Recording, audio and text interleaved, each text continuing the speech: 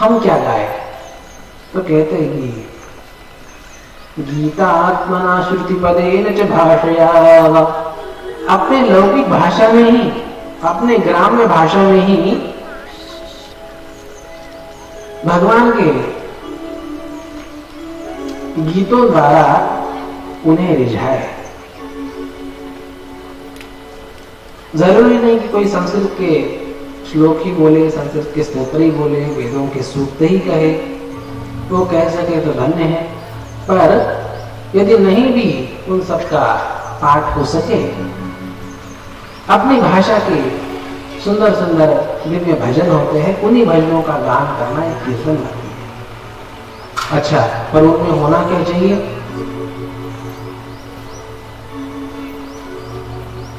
सूत जी महाराज कहते हैं कि शंभु प्रताप गुण रूप विलास नामना, जिसमें भगवान का प्रताप, भगवान के गुण, भगवान के रूप, भगवान का नाम, भगवान का धाम, इन सबका जिनमें महात्म्य हो, ऐसे भगवान के गीत गाने चाहिए। वो फिर चाहे जिस प्रकार के हो, कोई फर्क नहीं पड़ता, किसी भाषा में हो, कोई उसमें फर्क नहीं पड़ता। उन सब में ये सात्विकता होनी चाहिए, ये महत्वपूर्ण है। उनमें ऐसे ऐसे दिव्य भाव होने चाहिए, उसका अर्थ ही इतना गूढ़ होना चाहिए, इतना मधुर होना चाहिए कि हृदय पिघल जाए, हृदय में भाव उमड़ आए। ये भजन, ये गीत, ये वास्तव में जीव का कल्याण करते हैं। प्रायः भजन देखे जाते हैं आजकल के आधुनिक, प्रायः अर्थ की गंभीरता उसमें कम होती, केवल संगीत चलता है इत्यादि, पर अर्थ की गंभीरता कम होती, जिसमें भगवान के दिव्य गुणों का वर्णन हो, भगवान के दिव्य स्वभाव का वर्णन हो। भगवान कितने उदार है, कितने भक्तवत्सल है, कितने दीनवत्सल है, कितने दयालु है, कितने भोले भाले। अब हम सबको शिव जी का स्वभाव तो पता है ना, शिव जी तो बड़े भोले भाले हैं, बड़े दयालु हैं। बस उन्हीं के इन गुणों का दान करें। बड़े भोले भाले दयावान हो, बड़े भोले भाले दयावान हो, बड़े भोले भाले दयावान हो, बड़े भोले भाले दयावान हो। अरे मस्त मेरे, अरे मस्त मेरे भगवान हो, बड़े भोले भाले दयावान हो, बड़े भोले भाले दयावान हो।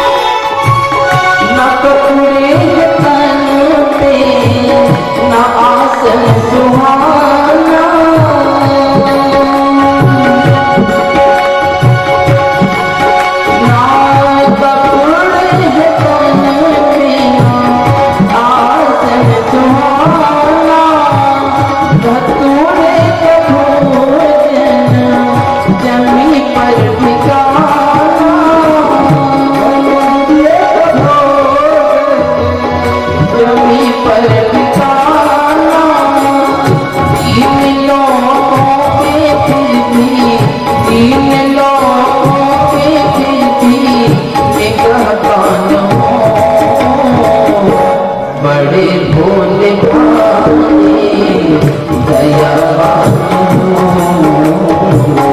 बड़े भोले भाले दयावान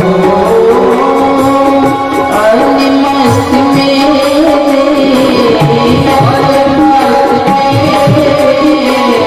भगवान बड़े भोले भाले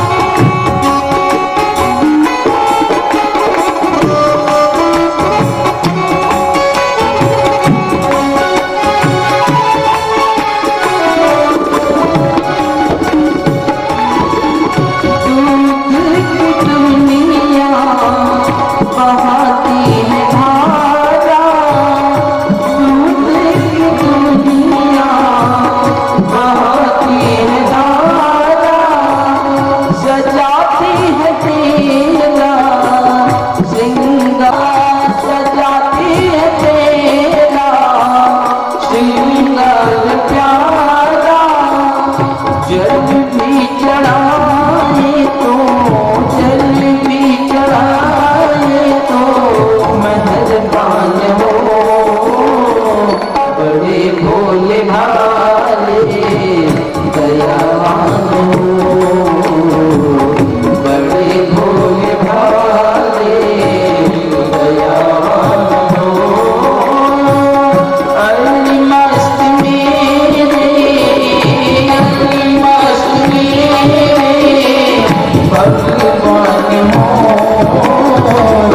बड़े भोले भाले दयावान हो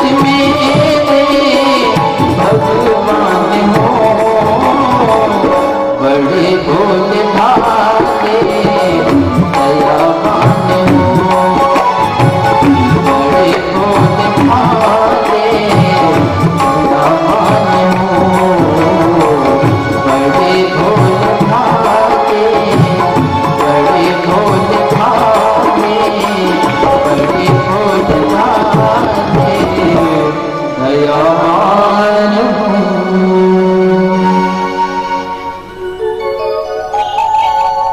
भगवान की उस दया का,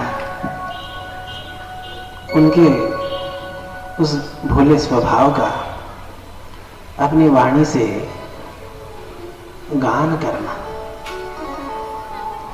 यही कीर्तन भक्ति है और यही वास्तव में वाणी का सदुपयोग है। वाणी का सर्वोच्च उपयोग क्या है? जिस वाणी से भगवान नाम, भगवत गुणानुवाद निकले, वही वाणी सर्वश्रेष्ठ है और वाणी मिलने का वही श्रेष्ठ, सर्वश्रेष्ठ उपयोग है।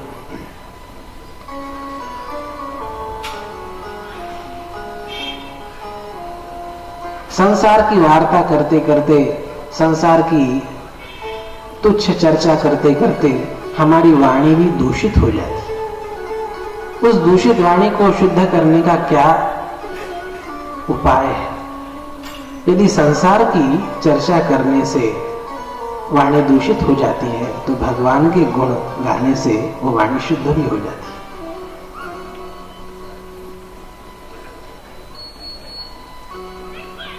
पर जीव को संसार की चर्चा में अधिक रस आता है। वो अपने दोष, अपने संस्कार, पाप वहीं पे उसे ले जाते हैं और उसी में उसे रुचि दिखाते हैं। होती नहीं पर दिखाते हैं।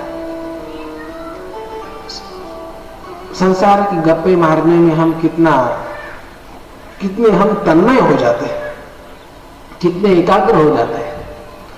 समय कैसा चला गया पता नहीं चलता। और उसमें भी किसी एक दूसरे की यदि बुराई की कोई चर्चा हो ना तो बड़ा रस आता है। उस चर्चा के बीच में कोई व्यवधान आ जाए फोन इत्यादियों के माध्यम से, तो वो पूर्ण होने के पश्चात फिर पूछते फिर आगे क्या हुआ। क्यों? बड़ा रस आता है उस चर्चा में। और भगवान के दिव्य नाम, दिव्य रूप, दिव्य गुण, दिव्य स्वभाव, दिव्य लीलाओं के कथन में रस तो भाग्यवान और किसी रसिक भगवत प्रसाद प्राप्त जीव को ही आ जाता है।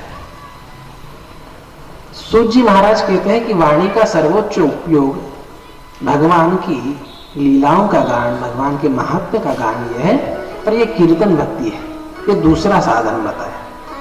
और फिर तीसरा साधन इन सबके मूल में जो है, पहले मनन कहा, फिर कीर्तन कहा। पर मनन करने के लिए, विचार करने के लिए और कीर्तन करने के लिए भगवान कैसे है, उनका स्वभाव कैसा है, उनका प्रभाव कैसा है, ये जानने के लिए सबसे पहले श्रवण तो आवश्यक है।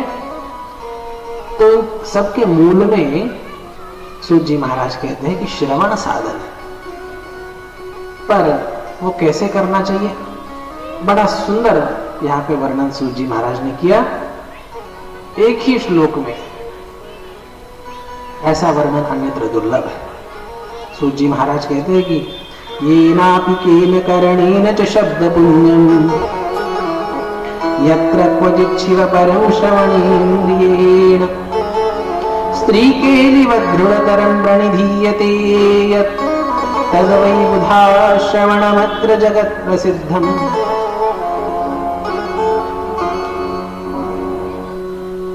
जिस भी किसी प्रकार भगवान के नाम, रूप, गुण, लीला, धाम इत्यादियों का महात्म्य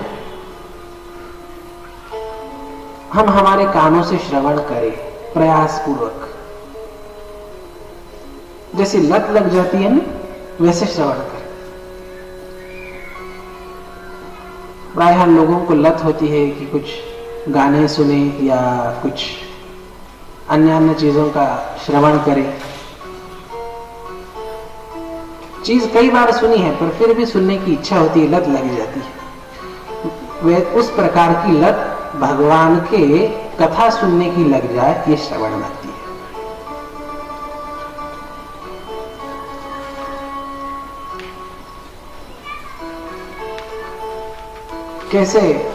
कैसी तन्मयता हो श्रवण में, तो कहते हैं कि स्त्री के दिवत दृढ़तरम प्रणिधीयते।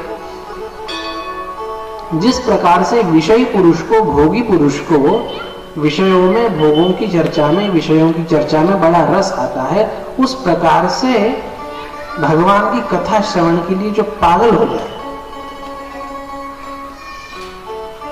ऐसे तो आपको कई लोग मिलेंगे कि हमेशा प्रायः 24 घंटे कान में कुछ ना कुछ डाल के सुनते रहते हैं गाने वगैरह। पर यदि कोई भाग्यवान हो तो ऐसा भी हो सकता है कि वो चलते फिरते, उठते बैठते, खाते पीते भगवान की कथा सुनने का व्यसन लग जाए, और इसी में जीवन की धन्यता है।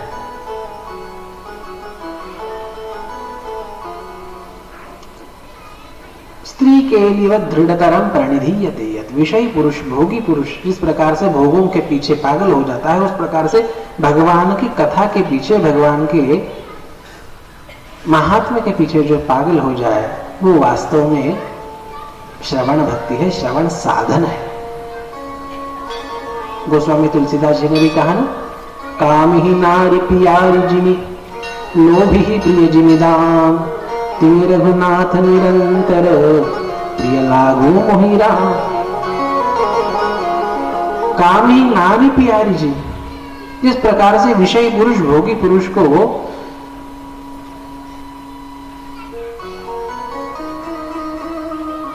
पूरा रस उन विषयों में, भोगों में आता है, उसी प्रकार भगवान की कथा में, भगवान के महात्म्य में यदि रस आ जाए तो वो वास्तव में श्रवण है।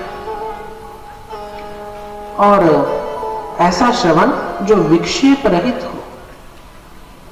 जब सुनने बैठते हैं ना, तब कल भी शिवपुरा के महात्म्य में ये बात आई थी, श्रवण करे तो कैसे करे, अन्य चिंता विनिर्वार्य, और संसार की, दुनियादारी की सारी चिंताओं को बाजू में रख के श्रवण करें तो वो श्रवण जीवन में चमत्कार ला देता है। हम प्रायः श्रवण तो करते हैं, पर पार्ट टाइम श्रवण आपकी भाषा में। दुनियादारी की सारी चिंता को ढोते हुए हम श्रवण करते हैं। कथा पांडाल में भी बैठते हैं ना, तो कई लोग हाथ में मोबाइल लेके ही बैठते हैं। अब चित्त एकाग्र कैसे हो पाए, और यदि चित्त एकाग्र नहीं है तो कथा श्रवण का चमत्कार कैसे दिखे। सूत जी महाराज कहते हैं, पूर्ण एकाग्रता से श्रवण हो। जिस प्रकार कोई विषय पुरुष, विषय की लालसा उसके मन में रहती है, उसी प्रकार साधक के मन में श्रवण की लालसा, भगवान की।